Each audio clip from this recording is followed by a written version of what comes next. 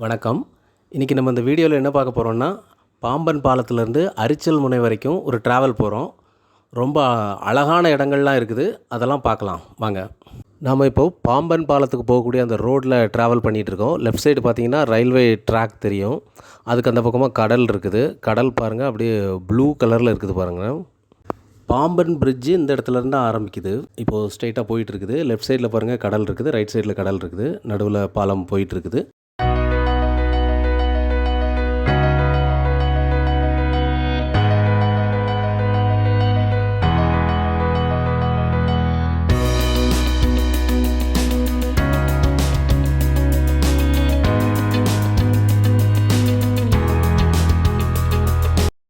இந்த பக்கம் railway track இருக்குது பாருங்கள், அதுவுமே கடலுக்கு நடுவில் போயிட்டுருக்குது. பாம்பன் பாலத்திலேருந்து அரிச்சல் முனை வரைக்கும் கிட்டத்தட்ட ஒரு 37 கிலோமீட்டர் இருக்குது. ஒரு 3/4 மணி நேரம் ட்ராவல் பண்ணால் கரெக்டாக ரீச் ஆகிடலாம். இந்த ரோட்டில் ட்ராவல் பண்ணுறதுங்கிறது ஒரு நல்ல எக்ஸ்பீரியன்ஸாக இருக்கும். பார்க்குறதுக்கு அவ்வளோ அழகாக இருக்கும். அந்த ப்ளூ கடல், அந்த வானத்தோட கலரோட சேர்ந்த மாதிரி, நடுவில் ரோடு பிளாக் கலரில், அந்த வியூவே பார்க்குறதுக்கு அவ்வளோ சூப்பராக இருக்கும்.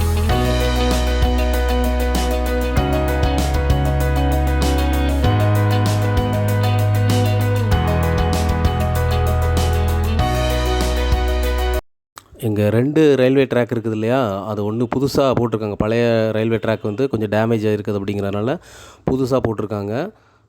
அது சீக்கிரம் ஓப்பன் பண்ணிடுவாங்க. இந்த பிரிட்ஜோட மேலேருந்து நம்ம கீழே அந்த கடலை பார்த்தோன்னா அதில் அலை பெருசாக இருக்காது.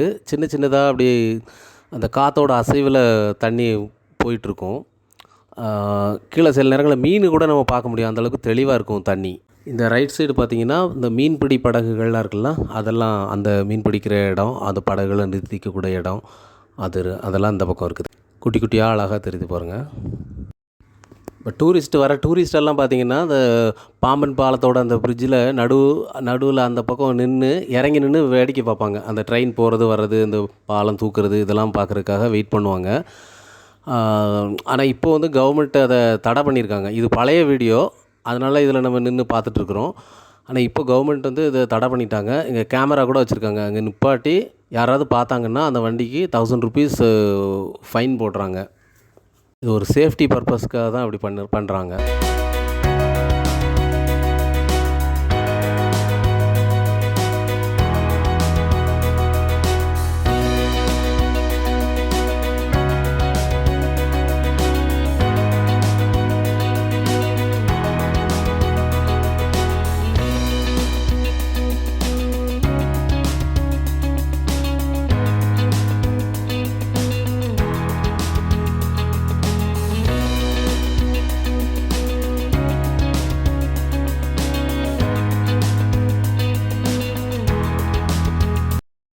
இப்போ பாலத்தை கடந்து ஊருக்குள்ளே வந்துட்டோம்.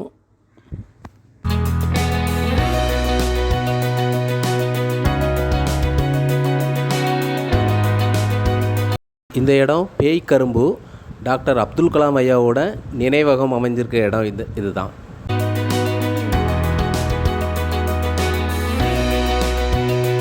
இப்போ நாம் ராமநாத சுவாமி கோயிலோட கோபுர வாசலுக்கு வந்துட்டோம்.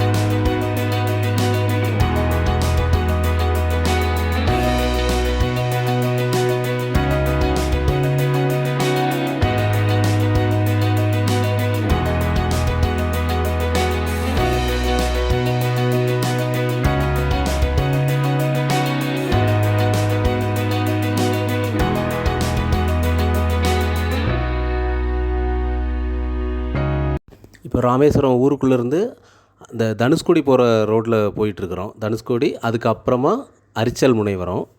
இப்போ இந்த ரோட்டில் தனுஷ்கோடி போகிற ரோட்டில் போயிட்டுருக்குறோம். இங்கே பார்த்திங்கன்னா நம்ம 5 மணிக்குள்ளே அங்கே ஒரு செக் போஸ்ட் இருக்கும். 5 மணிக்கு முன்னாடி போனால் தான் நம்மளால் வந்து அந்த ரோட்டில் அலோவ் பண்ணுவாங்க. அதுக்கு மேலே வந்து அலோட் கிடையாது.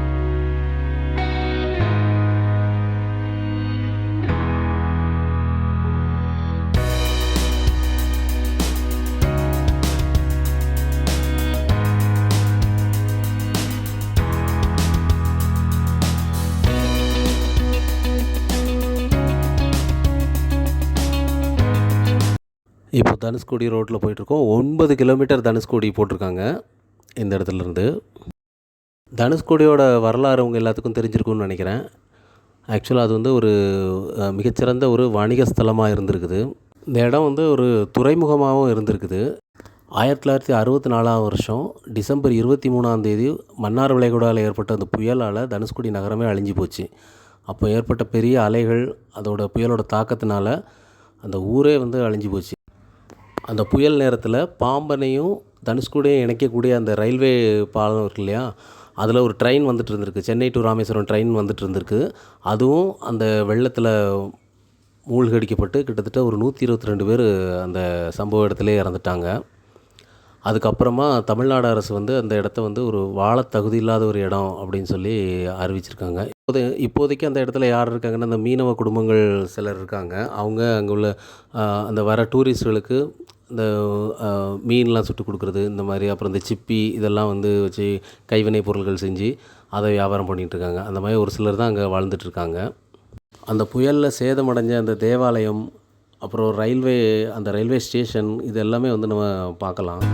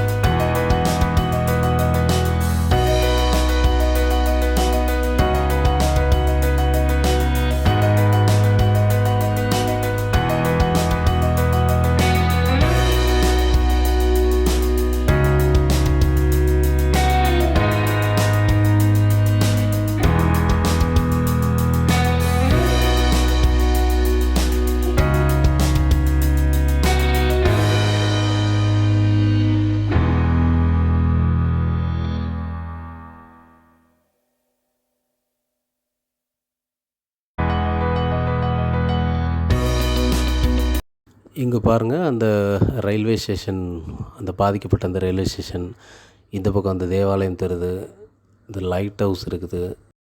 அரிசல்முனை போயிட்டு நம்ம அங்கேருந்து ரிட்டர்ன் வரும்போது இந்த இடத்தெல்லாம் நம்ம பார்க்கலாம். இந்த லைட் ஹவுஸும் 5 மணி வரைக்கும் தான் டைம். 5 மணிக்கு மேலே வந்து அந்த லைட் ஹவுஸ்லேயும் அலௌடு கிடையாது. அதுக்கு முன்னாடி வந்தால் தான் லைட் ஹவுஸில் மேலே ஏறி நம்ம பார்க்கலாம். நம்ம உள்ளே வந்ததே கரெக்டாக 5 மணிக்கு தான் உள்ளே அந்த செக் போஸ்ட்டை கிராஸ் பண்ணிட்டோம் 5 மணிக்கு முன்னாடி. அப்புறம் இங்கே வர்றதுக்கு 5 மணி தாண்டிட்டு, அதனால் இங்கே உள்ளே பார்க்குறதுக்கு எங்களை அலோவ் பண்ணலை. இப்போ நம்ம அரிசல்முனையை நோக்கி போயிட்டுருக்குறோம். பாருங்கள், 2 சைடும் பாருங்கள், அப்படியே வித்தியாசமாக இருக்கும். அந்த இடமே ரொம்ப வேறு மாதிரி இருக்கும். சில நேரங்களில் இந்த காற்று ரொம்ப அடிக்கிற காலத்தில் காற்றுல மணல்லாம் பறந்து வந்து ரோடே மூடிடுமா, அந்த மாதிரி இருக்குமா. இந்த ரோடே தெரியாதான், அந்தளவுக்கு மணல் மூடிடுமா.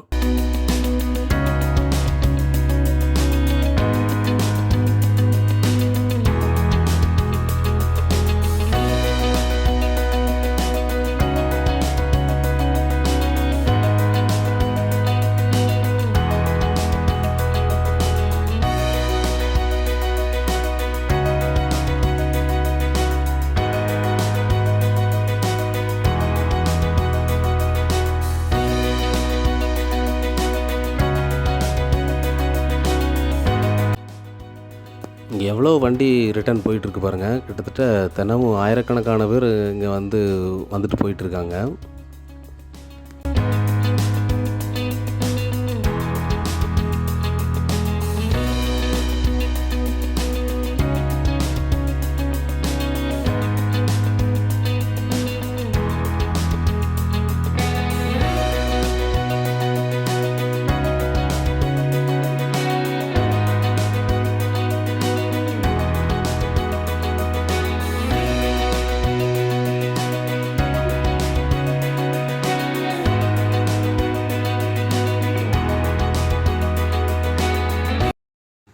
இப்போ பாருங்கள், 2 சைடும் ஃபுல்லாக வண்டி நிப்பாட்டியிருக்காங்க. இந்த மாதிரி கூட்டமான நேரங்களில் வரும்போது நமக்கு பார்க்கிங் கூட இடம் கிடைக்காது. நம்ம எங்கேயோ பார்க் பண்ணிட்டு நடந்து ரொம்ப தூரம் வந்த பிறகு தான் அந்த இதுக்கு வர முடியும். அந்த ரவுண்டாக அந்த இடம் இருக்கும் பாருங்கள், அதை சுற்றி அங்கே வர முடியும்.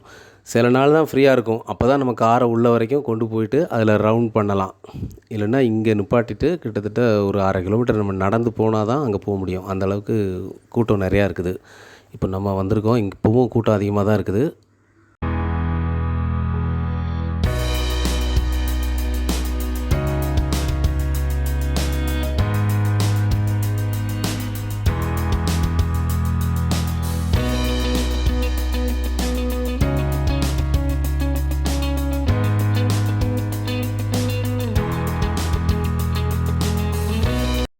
இப்போ நம்ம வண்டியை பார்க் பண்ணிவிட்டு இப்போ நடந்து போகிறோம்.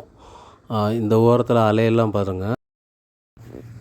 இங்கே உள்ளே இறங்கி பார்க்குறதுக்கெலாம் நம்மளை அலோவ் பண்ண மாட்டேங்கிறாங்க. ஏன்னா ரிஸ்க் அப்படின்ட்டு உள்ளே இறங்கி பார்க்குறதுக்கு அலோவ் பண்ண மாட்டேங்கிறாங்க.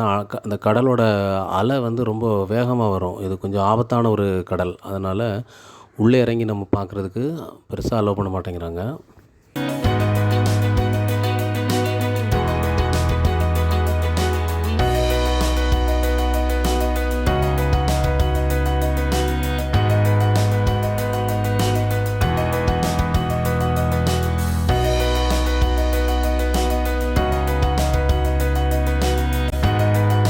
இங்கே பாருங்கள், இதுதான் அரிசல் முனை. இந்த இடத்த சுற்றி பார்த்திங்கன்னா ரவுண்டாக திண்டு மாதிரி கட்டி விட்ருப்பாங்க. அப்புறம் இங்கே ஒரு நினைவு தூண் மாதிரி இருக்கும், வச்சுருக்காங்க. இங்கேருந்து ஒரு டெலஸ்கோப் மூலமாக இந்த ராமர் பாலத்தை காமிக்கிறாங்க. அதுக்கு ஒரு அமௌண்ட் பே பண்ணிவிட்டு நம்ம அதை பார்க்கலாம், நமக்கு காமிப்பாங்க. ஆக்சுவலாக இங்கேருந்து இலங்கைக்கு ராமர் வந்து பாலம், கடல் வழியாக பாலம் அமைச்சதாக சொல்கிறாங்க இல்லையா, அந்த பாலத்தை நம்ம வந்து நேரில் பார்க்க முடியும், காமிப்பாங்க இதில். இந்த கடல் ரொம்ப ஆபத்தான கடல் அப்படிங்கிறனால கோஸ்ட் கார்டெல்லாம் அங்கே நிற்கிறாங்க. நின்றுட்டு எல்லாம் கால் நினைக்கிற வரைக்கும் தான் வந்து அவங்கள அலோவ் பண்ணுறாங்க. அதை தாண்டி குளிக்கிறதுக்கோ இல்லைனா அதை தாண்டி உள்ளே போகிறதுக்கோ அலோவ் பண்ணுறதில்ல. உடனே விசில் அடித்து அவங்கள பின்னால் தள்ளி விட்றாங்க. ஏன்னா ரொம்ப ரிஸ்க்கான கடல், எப்போ இழுத்துட்டு போகும்னு தெரியாது, அந்த மாதிரி கடல் இது. இங்கே நிறைய டூரிஸ்ட் வந்து வட மாநிலத்திலேருந்து வரக்கூடியவங்களாக இருப்பாங்க. ஏன்னா பார்த்திங்கன்னா அந்த காசியிலேருந்து இங்கே ராமேஸ்வரத்தில் வந்து முடிக்கிறதா இந்த யாத்திரை போவாங்க இல்லையா, அவங்க எல்லாம் இங்கே கண்டிப்பாக வருவாங்க. ராமேஸ்வரம் வரும்போது இந்த அரிசல் முனையும் வந்து பார்த்துட்டு போகிறாங்க. இங்கே நிறைய பேர் இந்த மாதிரி நார்த் சைடில் வந்தவங்க பார்க்க முடியுது. நம்மக்கிட்ட ட்ரோன்லாம் இல்லை. இருந்துச்சுன்னா இந்த 2 கடலுக்கு நடுவில் அந்த பாலம், அந்த ரோடு போகிறதையும் அந்த ரவுண்டாக அதை சுற்றி வர்றது எல்லாமே வந்து நம்ம மேலேருந்து ஈகிள் வியூ ஆங்கிளில் நம்ம படம் பிடிச்சி காமிக்கலாம். இப்போ நம்ம அரிசல் முனை பார்த்தாச்சு. இங்கேருந்து நம்ம திரும்ப ரிட்டர்ன் போகிறோம். வெயில் கொஞ்சம் ஜாஸ்தியாக இருக்குது, தண்ணி தாகமாக இருக்குது. ஒரு ஜூஸ் குடிச்சிட்டு போகலான்னு இங்கே வெயிட் பண்ணுறோம்.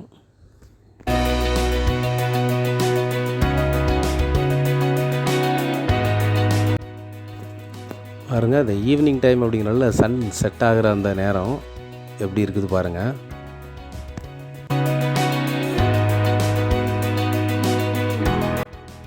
இங்கே கவர்மெண்ட் பஸ்ஸுமே இருக்குது. அரிசல் முனை வரைக்கும் கவர்மெண்ட் பஸ் இருக்குது.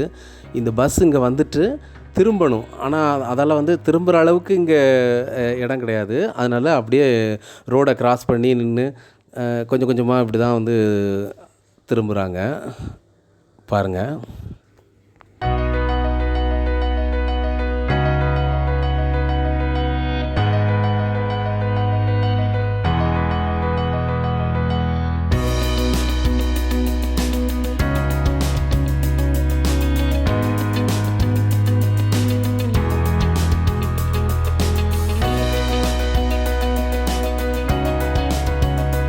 அரிசல் முனை பார்த்தாச்சு.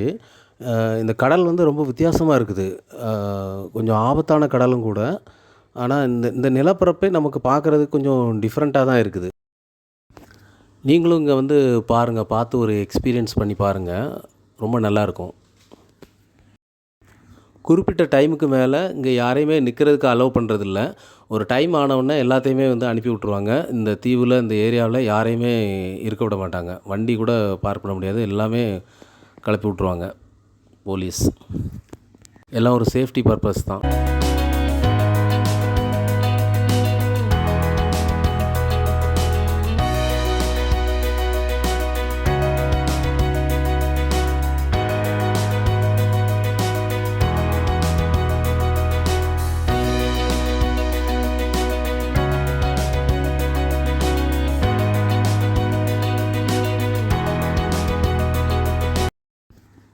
லைட் ஹவுஸ் வந்துட்டோம். தனுஷ்கோடி லைட் ஹவுஸ் வந்துட்டோம். அடுத்த டைம் வரும்போது பிஃபோராக வந்துட்டு லைட் ஹவுஸில் ஏறி பார்க்கலாம்.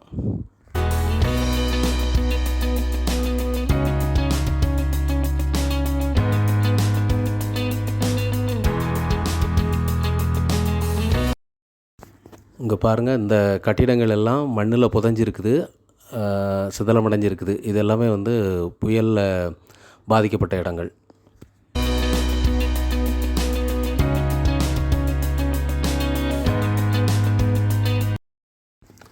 ஆங்கிலேயர் காலத்தில் கட்டப்பட்ட இந்த தேவாலயம் இப்போ இந்த புயலுக்கு அப்புறமா அதோட எஞ்சி இருக்கிறது இந்த ஒரு பகுதி மட்டும்தான். இதை பார்க்குறக்காக நிறைய பேர் டெய்லி வந்துட்டு இருக்காங்க. இந்த சர்ச் இப்போ என்ன நிலைமையில் இருக்குதுன்னு பாருங்கள்.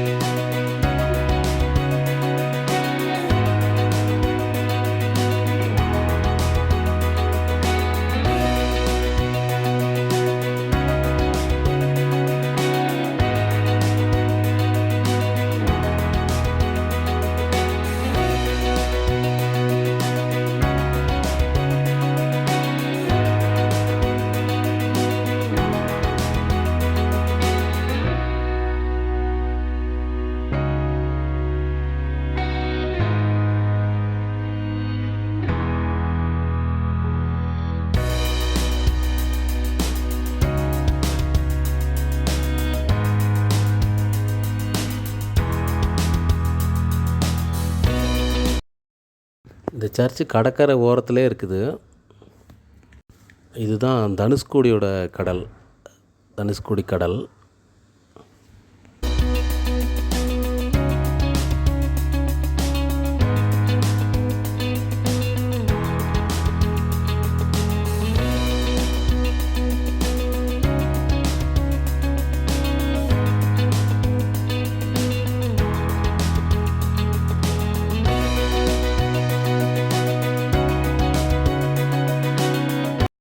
இங்கே ஒரு கிணறு இருக்குது. இதில் நல்ல தண்ணி கிடைக்குன்னு சொல்கிறாங்க. இதுதான் அந்த புயலில் அழிஞ்சு போன அந்த ரயில்வே ஸ்டேஷன். பாருங்கள், ஒரு 4 தூண் தான் நின்றுட்டுருக்குது. இங்கே ஒரு போர்டு வச்சுருக்காங்க. அதில் என்ன சொல்லியிருக்காங்கன்னா, ராமர் வந்து சீத்தையை மீட்கிறதுக்காக போகும்போது ஹனுமனுக்கு ஆணையிட்டிருக்கிறாரு, இப்படி வந்து கடலை கடந்து நம்ம படைகள் போகிறதுக்கு ஒரு பிரிட்ஜ் ஒன்று கட்டுங்க அப்படின்னு சொல்லிட்டு. அப்போ அவரோட அந்த ஆணையை ஏற்றுக்கிட்டு ஹனுமன் வந்து பிரிட்ஜு கட்டியிருக்கிறாரு அப்படிங்கிறது தான் இந்த இதில் சொல்லியிருக்காங்க. அப்படியே இதில் போட்டிருக்காங்க, 1964 ஏற்பட்ட புயலில் இந்த தனுஷ்கோடி நகரம் அழிஞ்சு போனதையும் அந்த ஃபோட்டோவில் காமிச்சிருக்காங்க.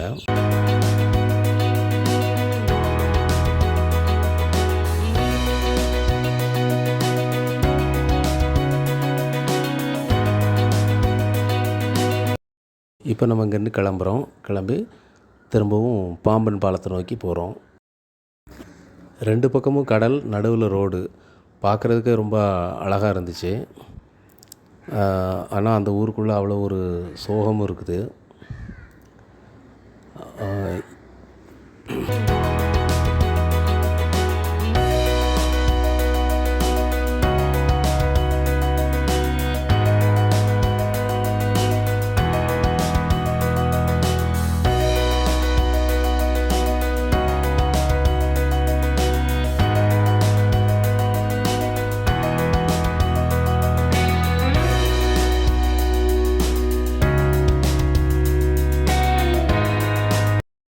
பாம்பன் பாலத்தில் ஆரம்பித்த இந்த ட்ராவல் இப்போ திரும்பவும் பாம்பன் பாலத்துலேருந்து முடிய போகுது.